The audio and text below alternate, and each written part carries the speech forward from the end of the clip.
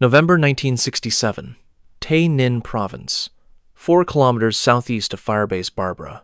The triple canopy jungle pressed in from every side, so thick that noon looked like dusk. Heat rose from the forest floor in visible waves, mixing with the smell of rotting vegetation and yesterday's rain still dripping from elephant-sized leaves overhead. Every breath tasted like swallowing a wet towel. Mosquitoes swarmed any exposed skin, and the distant thump-thump-thump of artillery at Barbara was the only reminder that civilization existed somewhere beyond this green hell. Staff Sergeant James Thornton, 24 years old from Akron, Ohio, had 127 days left in country. He'd been counting since day one.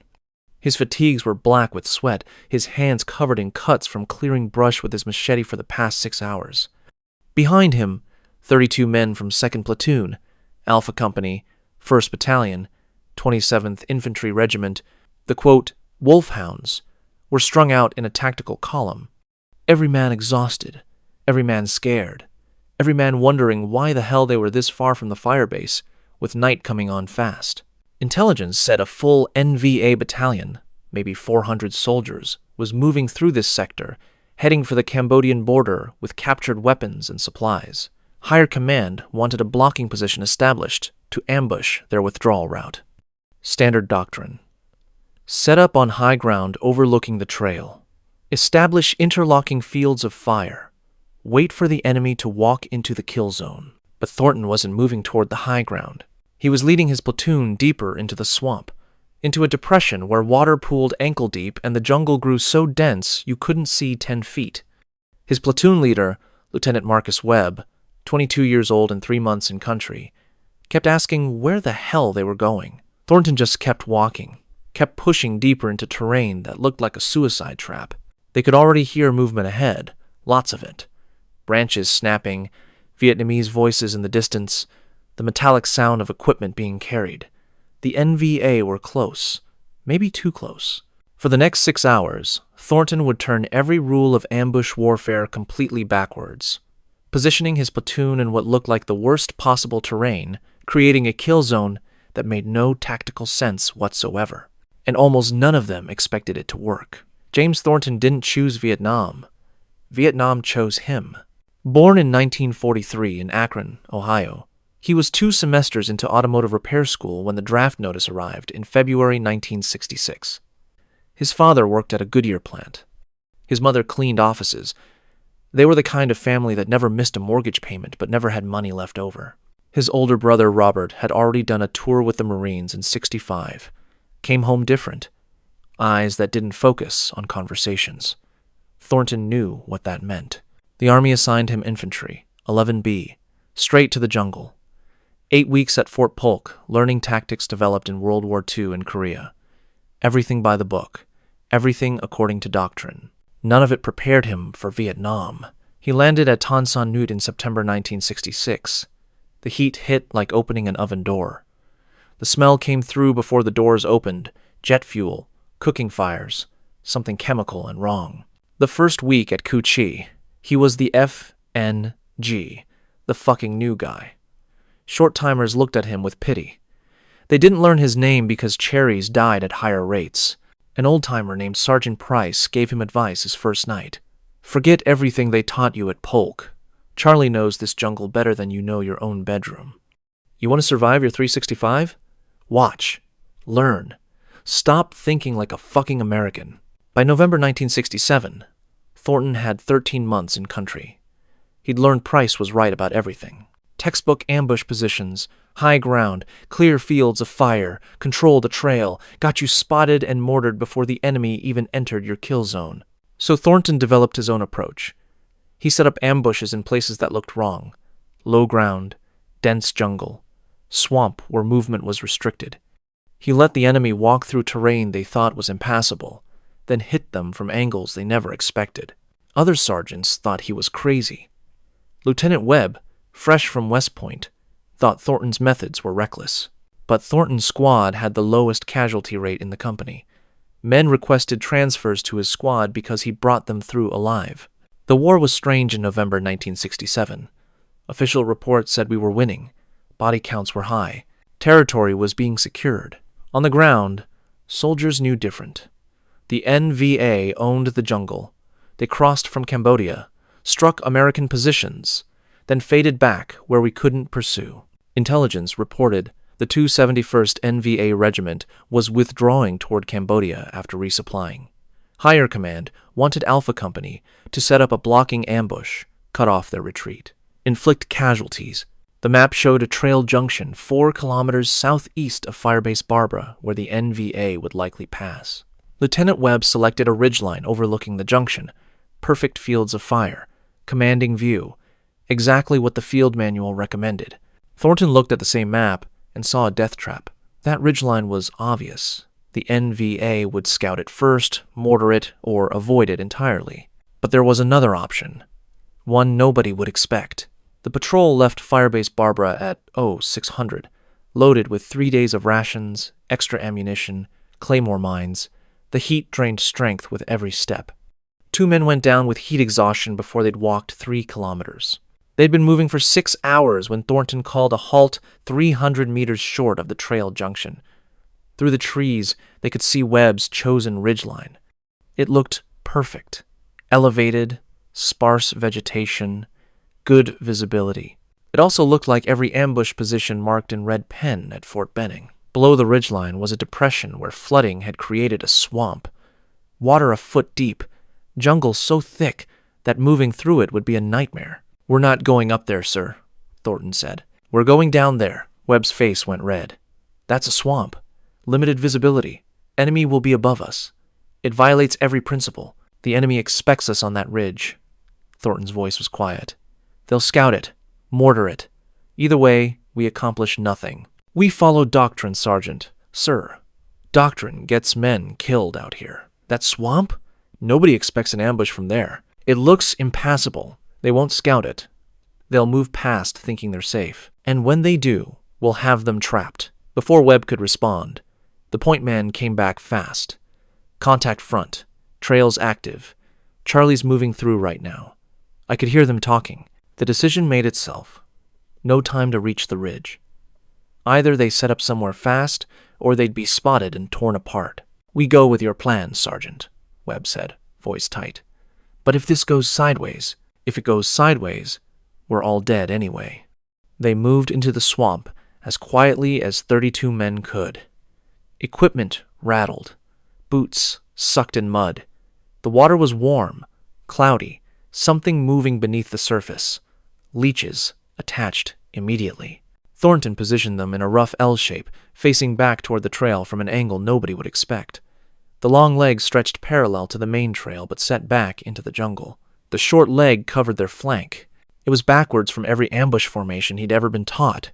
They set claymore mines not facing the trail, but facing the areas behind them where retreating enemy would naturally take cover. The M60 teams positioned to fire up the trail, not down it.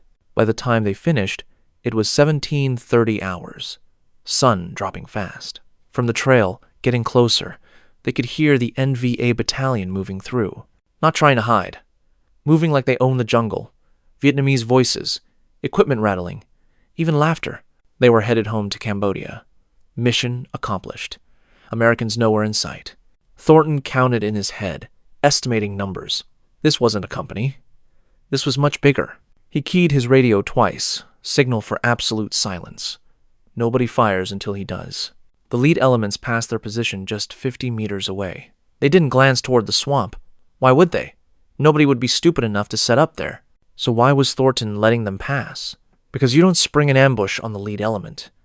You wait until the main body is in the kill zone, until it's too late to withdraw. Too late to go around. You wait until they're trapped. Thornton raised his M16, flicked selector to semi-auto, picked a target center mass. Inhaled. Exhaled halfway. Squeezed. The M16's crack was sharp in the humid air. The NVA soldier pitched forward. 1 frozen second of silence.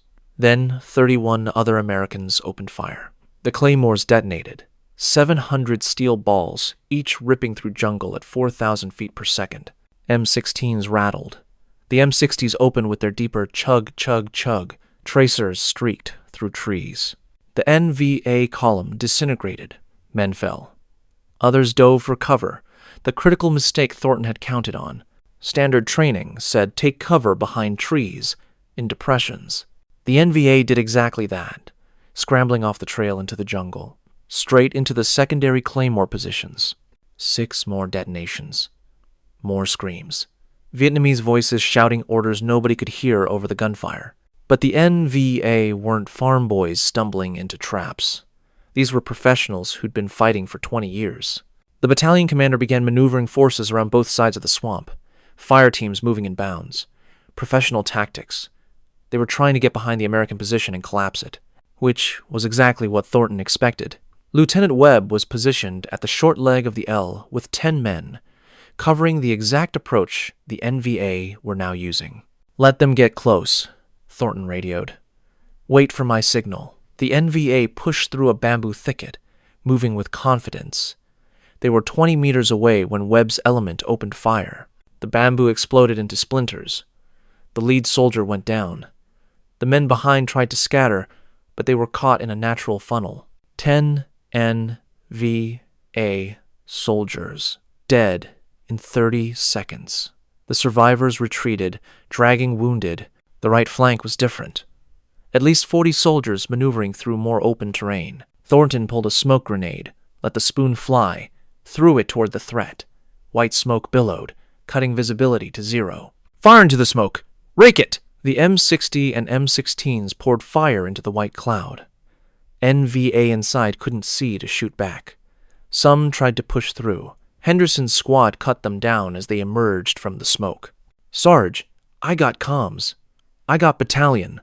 Torres was behind a fallen log, antenna extended. "Fire direction control. This is Red Dog 26. Request immediate fire mission. Grid 643482. We're in heavy contact. Approximately 300 enemy. Static." Then, "Red Dog, our board shows you at grid 645475. The ridgeline position, where they were supposed to be. Negative. We are in the depression, 400 meters southeast. We need fire support now." A new voice came on, older. "Red Dog 26, did you say you're in the depression below the planned position?" "Affirmative." "Son, that's suicide terrain. The hell are you doing down there?" "Killing NVA, sir. Can you shoot or not?" A harsh laugh. "Send your fire mission." Thornton read coordinates, calling for 105mm high-explosive rounds. Impact 300 meters north along the trail where the enemy main body had been moving. 20 seconds later, the distinctive freight train sound overhead. Rounds impacted with thunderous CRUMP sounds. Trees disintegrated. The NVA on the trail took the full barrage. Add 50. Fire for effect. What happened next took 17 minutes. The NVA battalion, hit by ambush and artillery, began to fragment. Some elements tried to withdraw north. Others pushed south toward Cambodia. Some tried to overwhelm the American position through aggression. The problem was terrain. The swamp where Thornton positioned his platoon was flanked by dense jungle with limited routes through. The NVA, trying to maneuver around the Americans, kept channeling into natural funnels where Thornton's men had clear fields of fire. The artillery from Firebase Barbara walked back and forth across the trail behind them, cutting off withdrawal. Every adjustment pushed the impact closer, forcing enemy soldiers forward toward the American guns. Enemy forces maneuvered into progressively smaller areas with no cover, taking fire from multiple directions, unable to retreat or advance. A perfect kill zone collapse. The NVA made one last coordinated assault. 50 soldiers attacking from 2 directions simultaneously, trying to punch through before dark. They came screaming, firing from the hip, some with fixed bayonets. Henderson's squad took the brunt. The fighting went hand to hand. Henderson grappled with an NVA soldier, both weapons fallen. His knife found ribs. Once, twice, 3 times. A grenade landed near gun team 2. The assistant gunner saw it. 1 second to react. He threw himself on top of it. The explosion was muffled by his body. He saved the gun team. Died instantly. His name was Specialist Thomas Wright, 22 years old, from Portland, Oregon. Engaged to a girl named Sarah, supposed to rotate home in 6 weeks. The assault broke against the American position like a wave against rocks. The NVA who made it within 10 meters died there. The ones further back withdrew. Then, suddenly, the assault stopped. Thornton slumped against a tree, hands shaking. Torres crawled over, pulled the empty magazine from his rifle, slapped in a fresh one. "We did it," Torres said, voice hollow. Thornton didn't answer. He was staring at Wright's body. Full darkness fell at 1843. Parachute flares hung in the sky, casting harsh white light. The trail was covered with bodies. 37 NVA, dead in the immediate area. More further out. Blood trails led in every direction where wounded had been dragged away. Equipment scattered everywhere. Lieutenant Webb limped over, fragment through his calf. "Sergeant, I owe you an apology." "You owe me nothing, sir. How did you know this would work?" Thornton was quiet. "Because I've seen men die following the rules, sir. Sometimes survival means making new ones." A Huey dust-off arrived at 1915, guided by strobe lights. The pilot hovered because there was no landing zone. They loaded wounded by hoist. Wright's body went up first, in a bag. By midnight, a full company secured the area. Engineers came with chainsaws. Intelligence officers photographed bodies and collected documents. The initial count, 187 confirmed enemy dead. Blood trails suggested at least 50 more wounded. Captured documents identified the 271st NVA Regiment's 3rd Battalion, a veteran unit that had operated in Tay Ninh for 2 years. The ambush had destroyed it as a fighting force. American casualties: 1 killed, 6 wounded seriously, 14 walking wounded. In military terms, a staggering success. A platoon had destroyed a battalion while taking minimal casualties. But Thornton wasn't thinking about military analysis. He was thinking about Wright, and the letter he'd have to write to Sarah. The company commander met them at Firebase Barbara's wire perimeter. "Good work, Sergeant," he said, like they'd won a training exercise. The debriefing lasted 3 hours. Intelligence wanted details about enemy equipment, uniforms, tactics. Thornton answered mechanically, not mentioning Wright's name more than necessary. The after-action report credited, quote, "excellent use of terrain and tactical surprise." It recommended Thornton for the Silver Star. What it didn't mention was that he'd deliberately disobeyed the planned position, that he'd set up in terrain violating every established doctrine, that if it had gone wrong, he would have been court-martialed. Word spread through the company. By afternoon, sergeants from other platoons were asking Thornton to explain how he'd done it, what he'd seen that made him think it would work. He tried to explain. The words never quite captured it. It wasn't science. It was instinct developed from watching men die because they'd been where the enemy expected them. 2 days later, a journalist from Stars and Stripes showed up. Thornton refused the interview. The story ran anyway. Got picked up stateside. Appeared in the Akron Beacon Journal where his mother read it and cried. The ceremony came 6 weeks later on Firebase Barbara's helipad, battalion commander reading the citation while Thornton stood at attention. For conspicuous gallantry and intrepidity in action against an armed, hostile force, Staff Sergeant Thornton's tactical acumen resulted in the destruction of a numerically superior enemy force while minimizing friendly casualties. The words sounded hollow. Tactical acumen, like he'd solved a math problem. Minimizing friendly casualties. Tell that to Sarah in Portland. They pinned the medal on his chest. Everyone applauded. Thornton felt nothing except the weight of metal and the awareness that Wright's parents would get a flag and a medal too. What the ceremony didn't mention was that his, quote, unconventional use of terrain was now being studied by brigade staff. Within a month, Battalion SOP was revised to include guidance about, quote, defensive ambush positions in low-ground terrain when tactical surprise is essential. Some old-timers resisted. Said Thornton just got lucky. And maybe they were right. Maybe it only worked once because the NVA hadn't expected it. But other platoons started experimenting, setting up in places that violated doctrine but provided surprise. Some worked, some didn't. Men died either way. The war went on. James Thornton rotated out April 15th, 1968, 19 months in country. He left weighing 40 pounds less, with malaria antibodies and nightmares that started before he got on the plane. The commercial jetliner landed at Travis Air Force Base at 0300. By the time they processed through, protesters were gathering outside with signs. One called him a baby killer. He was still in uniform, had his silver star in the duffel and Wright's death on his conscience. Someone who'd never heard a bullet fired called him a murderer. He didn't react, just kept walking. His father met him at Akron Airport. They shook hands, didn't hug. His father had served in Korea, knew something about unpopular wars. But Vietnam was different.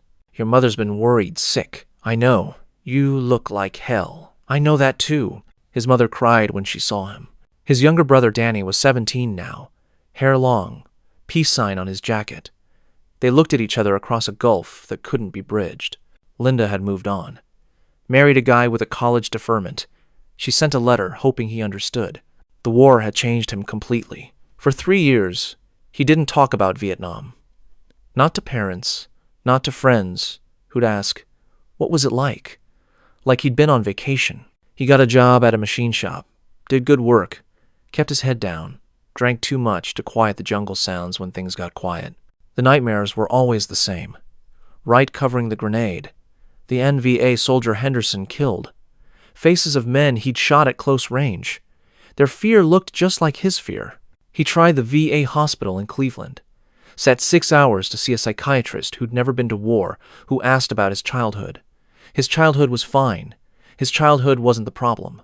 The psychiatrist prescribed pills. They made him feel distant, like watching his life through thick glass. He stopped taking them, stopped going to the VA. In 1972, a rash appeared on his arms. Doctors couldn't figure it out. In 1985, he read about Agent Orange, the herbicide sprayed all over Vietnam. The symptoms matched. The VA started seeing patterns.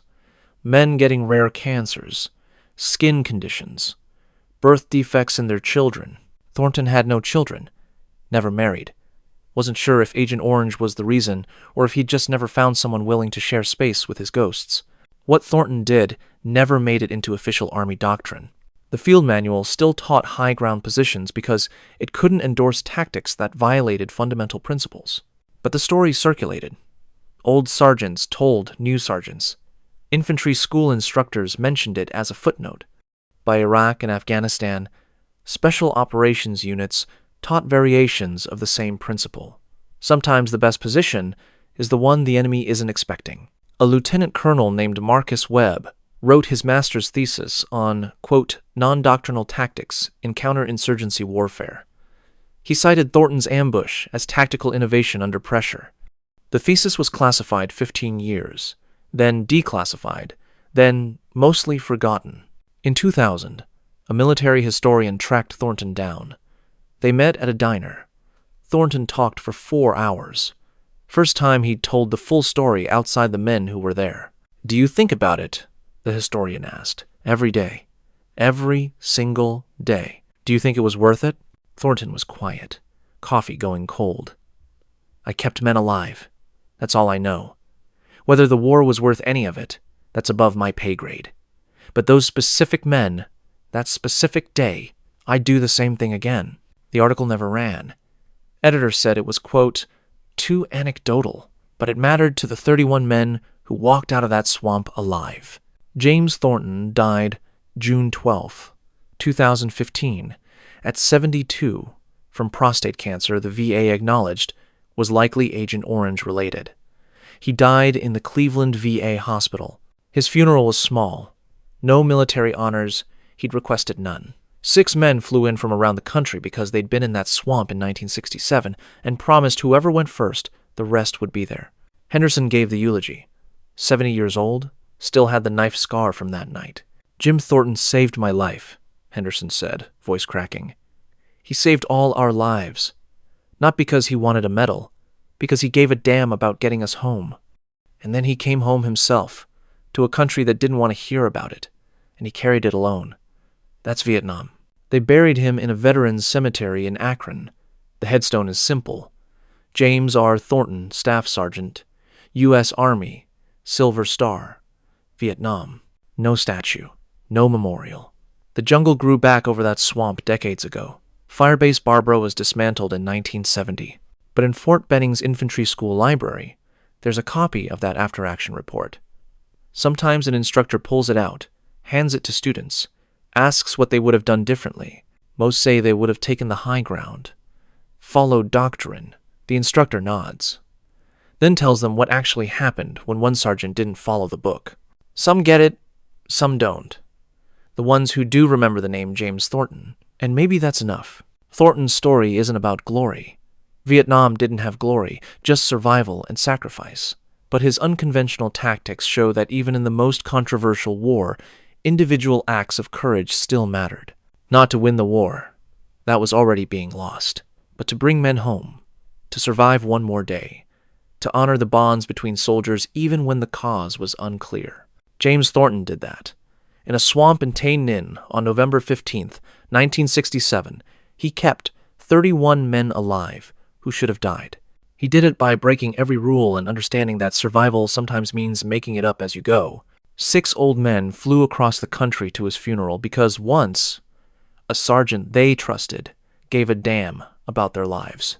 That's the real measure, not the Silver Star or the field manuals. 6 old men who got to grow old, got to have children and grandchildren, got to live lives that would have ended at 19 if someone hadn't been willing to break the rules. That's James Thornton's legacy. What would you have done with a battalion-sized enemy force bearing down, no support available, and every rule saying take the high ground? Could you have trusted your instinct over your training? Could you have led men into terrain that looked like a death trap because you saw something nobody else did? What part of this story stays with you? The tactical innovation, the impossible odds, or the quiet struggle afterward? Share your thoughts in the comments. If you served in Vietnam, or know someone who did, help us preserve these stories. Because James Thornton's story isn't just about one ambush. It's about every time someone had to break doctrine to survive, then carry that weight home to a country that didn't want to hear it. If you believe these stories deserve to be told, even when they complicate our understanding of war, share this with someone who should hear it. Because sometimes courage and controversy coexist. Because soldiers deserve honor even when wars don't. Because these men fought for each other, even when they questioned why. That's worth remembering. That's worth preserving. James Thornton did that. Let's make sure nobody forgets.